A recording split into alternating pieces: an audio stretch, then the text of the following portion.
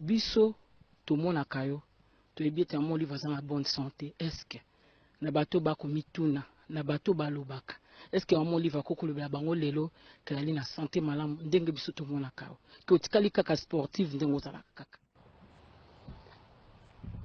Merci ya liboso nazongiseli bino mbote pe mbote na bana nyonso ya Katanga, particulièrement na Lubumbashi awa, pe mbote na bakongole nyonso.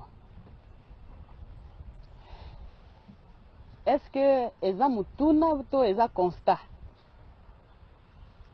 Yo moko olobi bomoni ndenge nazali sportive kaka ndenge nazalaka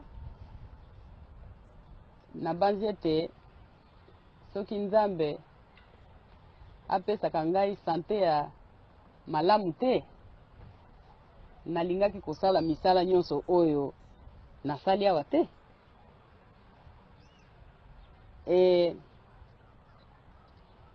Nakolinga ko profiter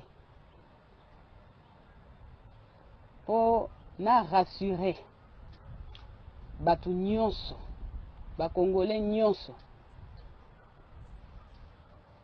ke Papa Joseph Kabila Kabange azosunga mwasi na ye kitoko pe azobatela ye malamu, yango wana azosalela bino pe misala, yango wana azotelema pe koya envers bino po partager ensemble bisengo na mawa pe lokola.